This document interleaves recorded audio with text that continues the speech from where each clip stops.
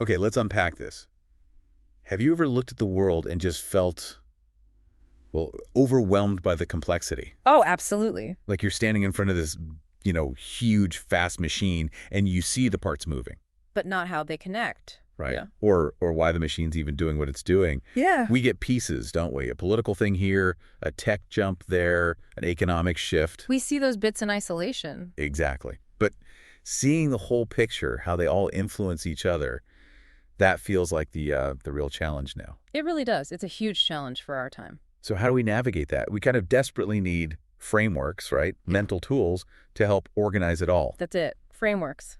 Yeah. Because information is everywhere, but, understanding feels scarce. We often just react to the symptoms, the stuff right in front of us. Without seeing the underlying structures. Exactly. Without grasping the forces creating them, looking at things piece by piece is just, well, fundamentally limiting. You miss the dynamics, the feedback loops. The places where real change could actually happen. You do. It's like trying to understand a whole forest by just staring at one single leaf. Yeah, that's a great analogy. And that's precisely why we're doing a deep dive today into some really powerful source material. Mm-hmm. It's centered around a piece called Foundations of Understanding by William L. Weaver. Now, this guy, Weaver, he spent decades, right? Since 1999. Yeah, immersed in applying and developing systems thinking. And he draws really deeply from pioneers like Jamshid Garadaghi. Garjiadagi's book, Systems Thinking, Managing Chaos and Complexity, that's a landmark text, isn't it? Absolutely. And Weaver's contribution here, what we're looking at, is how he distills these core insights. He calls them systems thoughts. The sys thoughts, okay. And they aren't just abstract theories. He presents them as foundational ideas, almost like different ways of looking at the world. When you put them together, they offer this profoundly different, more integrated lens. So they're meant to be practical tools for understanding the systems we're all kind of embedded in. That's the idea. Practical tools for understanding. Okay, so our mission for this deep dive is to really get granular with these specific thoughts. We'll explore each one, figure out what part of reality it, shines a light on. See what its primary output is. He talks about outputs. Right, the outputs. And crucially, see how they all weave together. Because the ultimate goal is to grasp how this whole framework gives us a lens for making sense of that incredible complexity, especially in human and social systems. Yeah, think of it like acquiring a new kind of sight, almost. We're training ourselves to look beyond just the isolated bits. And see the connections. See the patterns, the relationships, the flows, the interconnectedness that really defines how these systems work. It's a shift, from seeing separate things to seeing dynamic connections and processes. Okay, I like that. Yeah. A new kind of sight. So let's jump right in then. Let's lay the groundwork with what Weaver calls systems thought zero.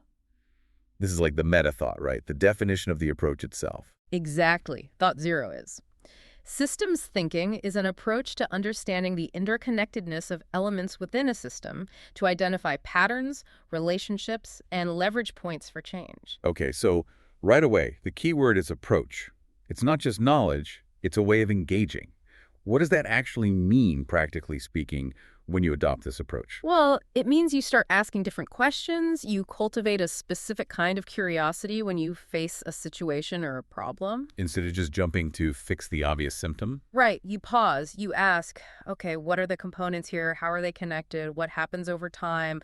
What are the underlying dynamics? It's really shifting your mental posture From just solving in isolation. to understanding the system the problem actually lives within. Okay, so it's the how of looking, the methodology you apply to complexity. Precisely. And Thought Zero gives us the core things to look for. First, he says, interconnectedness. Nothing exists in isolation within a system.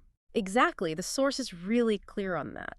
Every element is linked, influencing others, being influenced by others. Think about the difference between that and, say, a junk drawer. Huh. Yeah, we all have one of those. The items are together, sure, but they aren't really connected in a functional way. Yeah. A system's parts, though, they're connected to create some larger function or behavior. Like organs in a body or different departments in a company. They're connected for a bigger purpose. Exactly right. The connections are what create the system's identity, in a way. Then second, you look for patterns. Recurring behaviors. Yeah, cycles, structures over time. If you watch a system long enough, you start seeing these regularities. And these patterns are crucial clues. They hint at the underlying rules or dynamics governing the system. You start asking, why does this keep happening? What conditions lead to this outcome again and again? And then there are relationships. How are they different from just interconnectedness? Good question. Interconnectedness is sort of the fact that things are linked. Relationships describe the nature of those links. Ah, okay. Is it a positive influence? Right. Negative? Is it direct cause and effect? Or maybe a feedback loop where A affects B and then B comes back and affects A. Right. Understanding the type and the strength of these relationships is how you map out the system's internal structure, its flow. It's not just seeing a spider web, it's understanding the tension in each thread. Okay. Interconnectedness, patterns, relationships, Yeah. and the last one, leverage points. That sounds powerful. It is. Leverage points are those critical places within a complex system where a small, well-aimed change can trigger really big system-wide effects. Disproportionately large effects. Exactly. And they're often not obvious. They can be quite counterintuitive. You might think the best approach is to tackle the biggest, most visible problem head-on. The system might tell you otherwise. A systems perspective might show that a small tweak somewhere else entirely at a leverage point is actually far more effective and maybe more sustainable too. Finding these is absolutely key for designing effective interventions. So, Thought Zero really sets the stage. It defines the whole approach systems thinking and tells us to look for interconnectedness, patterns, relationships, and these leverage points. Yes, it's the foundation. And the source explicitly mentions its value, for defining problems more accurately and developing better solutions, especially now in our complex world. It even links systems theory and interactive design. Suggesting it's not just about analysis. Right. It's also about designing better systems or interventions based on that deeper analysis. It's a framework for understanding and for acting. Okay, that makes sense. So that's the approach itself. Now, Weaver does something really fascinating next. He connects this systems approach to these big areas of human understanding: science, art, religion, economics, politics. Yeah, this is where it gets really interesting. He argues these disciplines, which seem so separate, are actually fundamental ways we study different, essential aspects of complex reality. And for each one, he identifies not just what it studies, but also its primary fundamental output. This gives us the 10 systems thoughts presented in pairs. It's like reframing these fields we thought we knew. Exactly. Seeing them as lenses that reveal different layers of systemic reality. He's saying each field, in its, let's say, purest form, connects deeply to a fundamental element of systems. Okay, let's dive in. First up, science. Systems thought number 1. Science is the study of truth. Okay, seems straightforward enough. Yeah. But in this systems context, what kind of truth is he talking about? Is it, philosophical truth? No, the source is very specific here. It's about verifiable truth. Truth you can empirically observe, measure, test, and validate rigorously. Think scientific method, repeated experiments. So objective, demonstrable reality, how things actually work. Right. It's not really concerned with subjective feelings or spiritual beliefs in this specific context. It's about the hard facts. And the source gives that practical example, right? Choosing materials for a ship steel versus cottage cheese. Exactly. Science gives you the unambiguous factual answer based on physical properties. It provides the ground truth, the objective data about the components and how they behave in the real world. It establishes a baseline of facts we can agree on, regardless of opinion. And that's why this study of verifiable truth is so foundational for systems thinking. Why is that? Because you simply can't understand or analyze a system effectively if your understanding of its parts and how they interact isn't grounded in reality. You need accurate information. How do elements behave? What are their limits? How do they react? Science provides that essential empirical bedrock. It does. The source even says that without this commitment to verifiable truth, any systems analysis would just be built on, speculation or fantasy. It would be impossible. Makes perfect sense. You need accurate inputs to understand the system's processes and outputs, which naturally brings us to the output of studying truth. Systems thought number 6. Science is the study of truth. The output of science is data. Data, the tangible result of chasing that verifiable truth. Precisely. The source calls data the most precious output of science. And it's not just raw numbers or observations floating around. It's described as the distilled essence of truth. Carefully extracted from the world through observation, measurement. Think of it like reality filtered through the rigors of the scientific method. Distilled essence of truth. I like that. It elevates data beyond just, spreadsheets. It implies this careful refinement process. It really does. It highlights that every single data point represents a fragment of verifiable truth about whatever system or phenomena is being studied. And collecting this data lets us test hypotheses, refine our understanding. Confirm or refute assumptions, expand the boundaries of objective knowledge.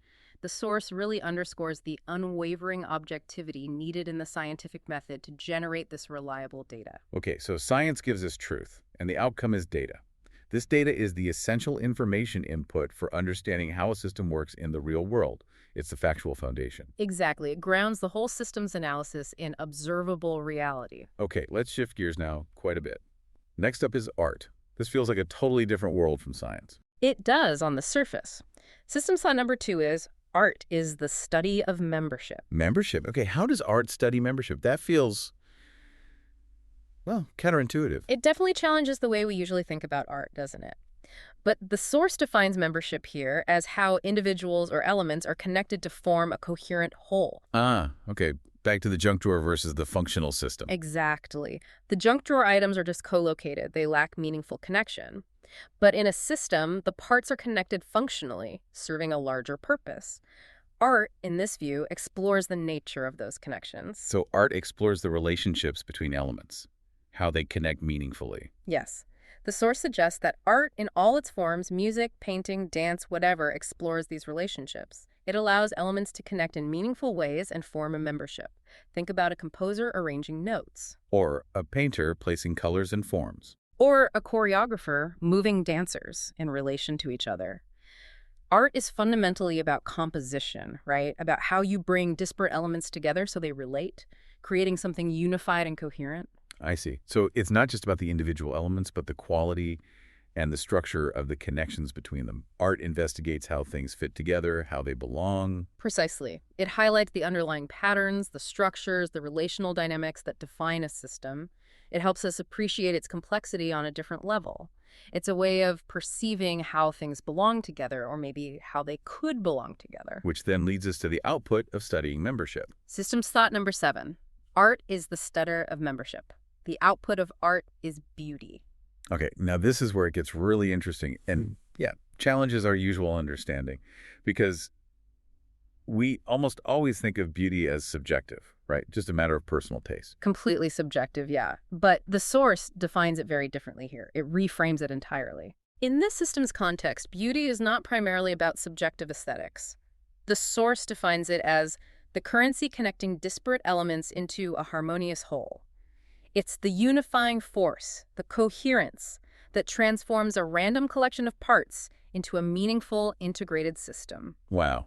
Okay, so beauty in this framework is actually a measure of how well the elements of a system are connected, how effectively that membership is established. That's it. The more coherent and meaningful the connections, the more beautiful the system is in this sense. So the source's analogy about data points, if they're woven together well. And they create a tapestry of high beauty. That's why, the source argues, a truly great symphony, or a masterful painting, or a beautifully choreographed dance. Or even like elegant engineering or code. Yes. They captivate us because they exhibit a high degree of membership. The elements resonate harmoniously. They're deeply functionally interconnected. And the flip side, something that lacks those meaningful connections, that feels disjointed or chaotic, that's perceived as ugly in this specific sense. Right. Ugliness here isn't just visually unpleasant. It signals poor or maybe non-existent membership, a failure to successfully integrate diverse components. So beauty, from this system's perspective, is the tangible outcome of effective membership. It signifies successful integration, harmonious relationships between the parts. That's a powerful idea. It is. Systems that work well, that are coherent and integrated, they possess this quality of beauty. Okay, this is fascinating. Science studies verifiable truth, gives us data. Art studies the relationships of membership between elements and gives us beauty, defined as the coherence of those connections. Already, these are radically different but complementary ways of looking at reality. They're building blocks, aren't they? One gives us the facts, the other gives us the structure and the coherence of the relationships between those facts. Right. Let's move to the next pair then. Religion. Systems thought number 3. Religion is the study of value. Value. Okay, another term, like beauty, that can mean many things. How does the source frame religion is the study of value? Well, the source explains that religion, in this context, provides the fundamental framework within a society, or really any system, for establishing and structuring value. So if the mechanism for deciding what's important, assigning significance or worth, creating a hierarchy of what matters most. Yes, exactly. It establishes that hierarchy. And the source is careful to point out this doesn't have to involve a traditional religious context with a deity or sacred texts, although those often symbolize specific values. Right. The focus of value could be something else entirely. It could be an individual, a place, a specific time, a resource like money, or even an abstract concept like freedom or justice. The point is, every system, even one that calls itself atheistic, operates based on some set of values, whether they're explicit or implicit. These values prioritize certain outcomes or elements over others. That's a really critical distinction. Value systems are just inherent in all human-created systems. Organizations, political movements, cultures, they all run on deeply held values. They absolutely do. And understanding these values, whatever their source or label, is essential for systems thinking. Values give us insight into the fundamental motivations, the goals, the priorities that drive the behavior of a system and its parts. If you want to know why a system does what it does or what it's aiming for. You have to understand what it values, what's considered important within that system. Okay. And the output, then, of this study of value. Systems thought number 8. Religion is the study of value. The output of religion is judgment. Judgment. Another word that often carries, let's say, negative baggage. What does judgment mean in this specific framework? Yeah, it's important to clarify here, judgment isn't necessarily about condemnation. It's defined as the organizing principle that establishes a hierarchy among the elements of a system. So it's the process of applying those values to evaluate, prioritize, and order the parts or actions within the system. Precisely. It creates the framework for figuring out what's important, what's good or bad relative to the system's own values, and that guides behavior and decision-making. The source links it to creating a moral compass. But not necessarily religious morality. Right, more in the sense of an internal or external guide for action based on whatever values have been established for that system. So judgment is the mechanism that takes the value system and applies it to reality. It determines relative importance, guides how things should interact or flow based on those values. Exactly. It helps determine the right place or flow for different elements within the system structure, all based on their perceived value. The source also highlights its role in establishing common ground How so? by providing a basis for interaction, negotiation, cooperation within that value-defined framework. Without some form of shared judgment based on common values, a system would really struggle to make coherent decisions or coordinate any kind of action. So it's not about blame, it's about evaluation and ordering, based on the system's internal hierarchy of what matters. Right. While it certainly can manifest as evaluation like, is this action good or bad for the system, its core function here is providing that organizing principle. It allows for meaningful interaction. It's the basis for allocating resources, making choices, guiding the system's development. It creates the necessary environment for a dynamic system to operate coherently. Fascinating. Okay, so science gives us data from truth. Art gives us beauty from membership coherence. Religion gives us judgment from value hierarchy. These are really starting to paint a picture of different fundamental aspects of any complex system. They really are. They're laying this philosophical groundwork, aren't they? Showing how these deep human endeavors are, at their core, about understanding reality systemically. Let's move on then. Next up, economics. Systems thought number 4. Economics is the study of exchange. Okay, when most people hear economics, they think money, right? Markets, trade, finance. Does the source stick to that narrow view? No, thankfully it broadens it out quite a bit. It states clearly that economics is not merely the study of money, but the intricate dance of exchange. The intricate dance of exchange, I like that. Yeah.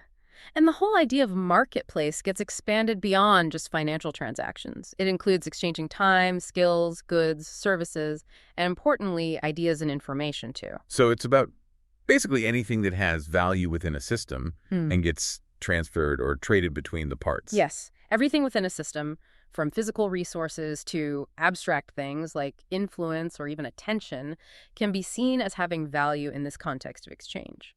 Economics, from this perspective, tries to understand the dynamics of all these exchanges Who exchanges what, how value is perceived, how it transforms during exchange. and how these transactions ripple through the entire system. The source uses that analogy of mapping a spider's web. Right, tracing each transaction and its effects on the bigger network. Exactly. It shows it's not just the points where exchange happens, but the connections themselves and how movement along those connections impacts the whole structure. By studying the motivations, the mechanics, the consequences of exchange, economics shines a light on those often unseen forces driving behavior and allocation within a system. It gives us a framework for understanding how resources flow and how value is created and moved around. Which brings us neatly to the output of studying exchange. Which is? Systems thought number 9. Economics is the study of exchange. The output of economics is markets. Markets. Okay, so markets are the tangible results, the manifestations of this ongoing process of exchange. Yes, they're described as the tangible manifestation of the human desire to exchange goods, services, and ideas. And crucially, the source emphasizes that markets aren't just physical places like a stock exchange or a farmer's market. They're systems themselves? They are complex systems of interaction in their own right, dynamic systems driven by the very exchanges they facilitate. They're described as this dynamic, interconnected web. It's where supply and demand converge, where values get negotiated, where resources get allocated. The source even mentions the invisible hand concept. As an example of how all those individual interactions within the market system can lead to these bigger emergent outcomes, like price discovery or resource distribution. Exactly. Whether that distribution is efficient or sometimes inefficient, markets are prime examples of how decentralized interactions create system-level results. So understanding these market systems in this broad sense of exchange networks is vital for systems thinking. It really is. They're like microcosms of connected complexity. You see feedback loops, emergent behavior, the intricate interplay of different elements, all driven by the dynamics of exchange. Okay, wow. We've covered science, truth data, art, membership beauty, religion, value judgment, and economics, exchange markets. One pair left. Politics. Systems thought number 5. Politics is the study of force. Force, okay, another word with multiple meanings. Physical force, social influence. What kind of force is politics focused on here? The source defines it as the study of the forces that shape the world, especially in human and social systems. This includes power dynamics, influence, authority, pressure. The relationships between individuals, groups, institutions, nations. All of that. The source draws a direct analogy. Just like physics studies fundamental forces in the physical universe, politics studies the fundamental forces at play in human societies. That's a helpful comparison. And these political forces can be really overt and institutionalized. Think laws, regulations, state power. Or they can be much more subtle and diffuse, like social norms, cultural expectations, public opinion, the sway of a charismatic leader. And they can be constructive or destructive forces, right? Yes, aimed at cooperation and collective action, or leading to conflict and resistance. It's really about understanding all the pushes, the pulls, the pressures that shape social systems and direct where they're going. So by studying these forces, how they're generated, applied, resisted, negotiated, we understand how societies function. That's what the source says. How collective decisions get made and the methods used to direct or influence outcomes. It's about identifying the drivers of change, stability, and conflict within these social systems. Okay. And the tangible output of politics, the result of applying these forces. Systems thought number 10.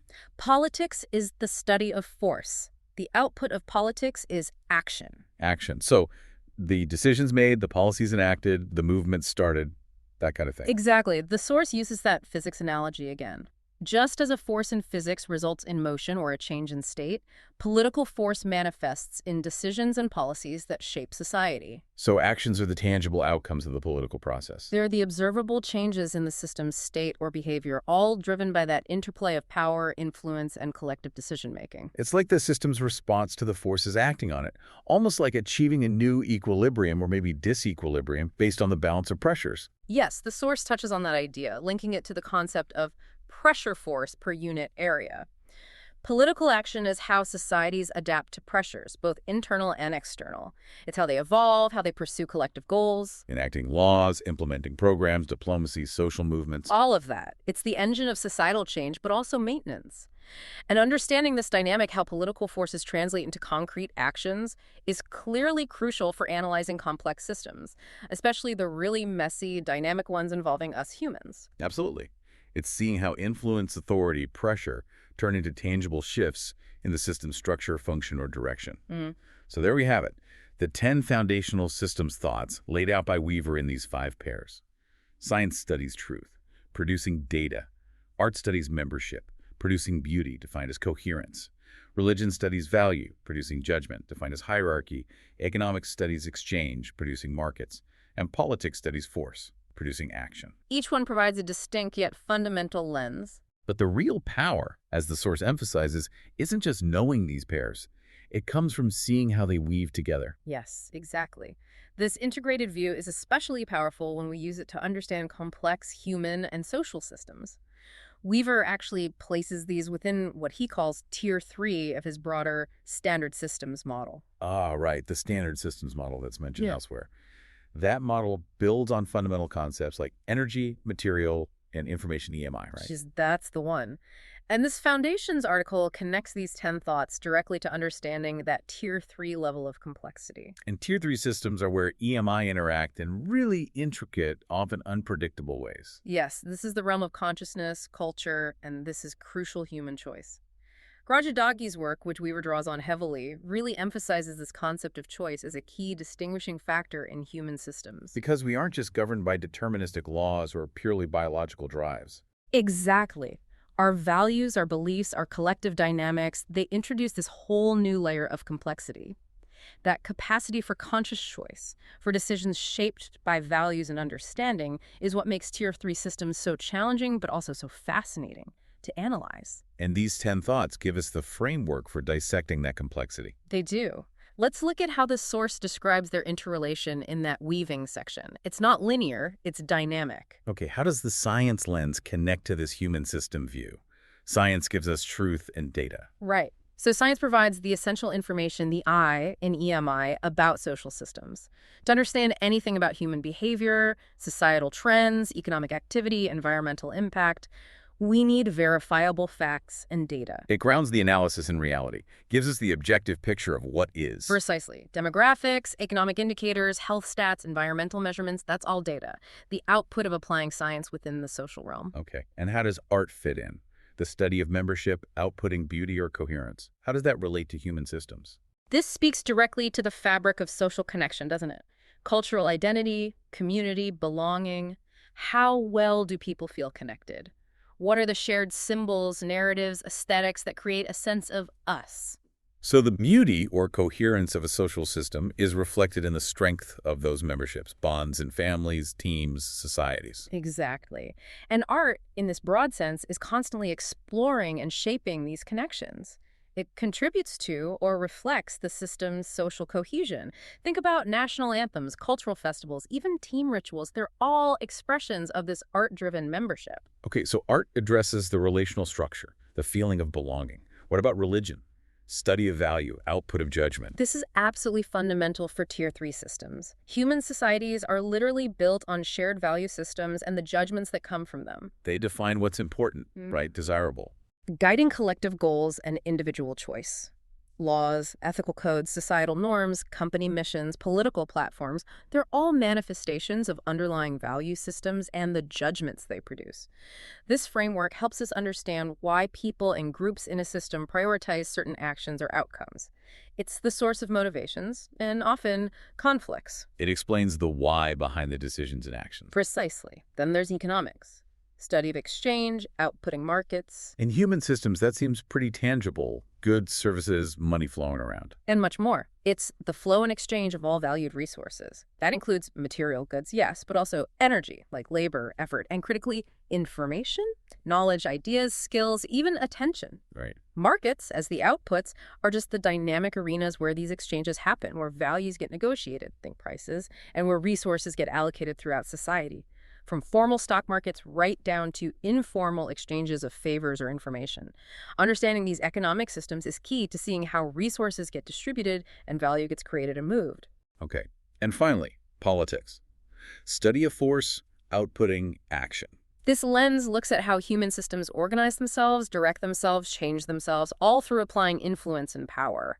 It's about governance, decision-making, policy implementation, the action driven by the various forces at play. Authority, negotiation, social pressure, conflict, cooperation. All those forces. Politics is the mechanism by which collective will gets translated or sometimes doesn't get translated into system-level changes and responses.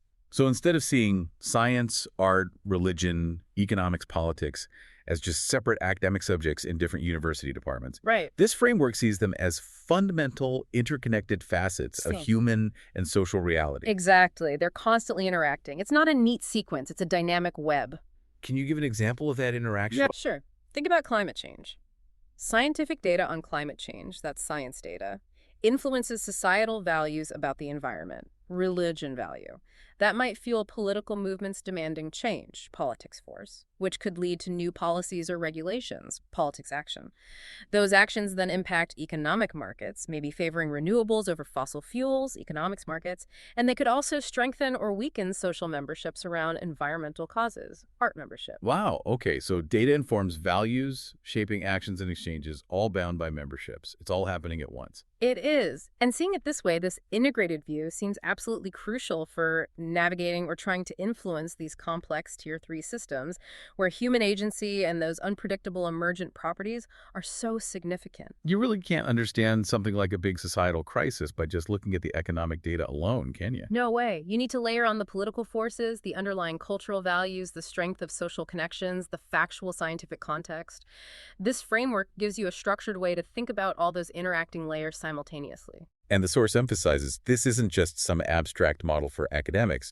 It provides a practical framework for analysis and engagement, right? Right. These thoughts become a kind of toolkit for analyzing any complex situation you encounter. Instead of feeling overwhelmed, you can start systematically asking questions based on the framework. Like what? Like, what's the verifiable truth here? What does the data actually tell us? That's science. Who are the key groups or individuals involved? And how are they connected? What's the nature of their membership? That's art. What are the underlying values driving the different players? What judgments are being made based on those values? Religion. What's actually being exchanged here? Not just money, but information, favors, influence. How are resources flowing? Economics. And what are the power dynamics, the forces pushing and pulling? What actions are resulting from those forces? Politics. And asking those kinds of questions helps cultivate what Karajagi's work calls intellectual agency. Yes.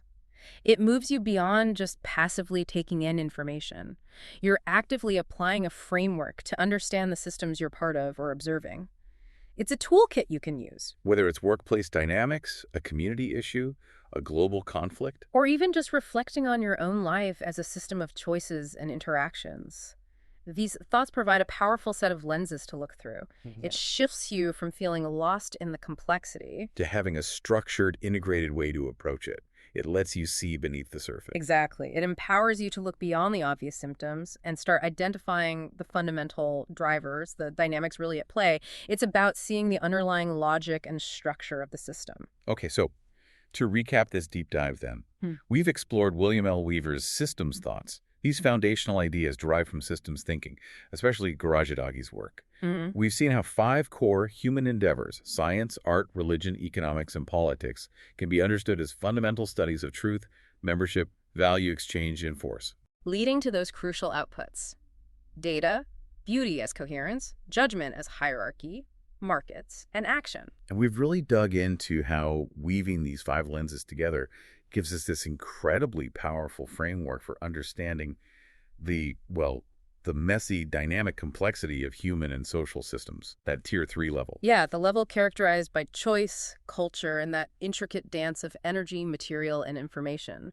It's a way to move beyond siloed thinking and see the integrated reality. It feels like a starting point for deeper inquiry, for asking better questions, and for cultivating that intellectual agency we need to navigate the systems that shape our lives. These 11 thoughts, including Thought Zero, offer a preliminary but pretty robust toolkit. They really do. They invite us to look at the world differently, to see not just isolated events, but interconnected dynamics driven by truth, relationships, values, exchanges, and forces. Which leaves us with a final provocative thought for you, the listener, to carry forward. Armed with this kind of integrated understanding thinking in terms of these underlying truths, memberships, values, exchanges, and forces, Mhm. how does it actually change the way you see the systems around you? Yeah, from the smallest team you're part of to the biggest global challenges. How might this deeper understanding empower your ability to engage with, to navigate, and maybe even potentially shape those systems for the better?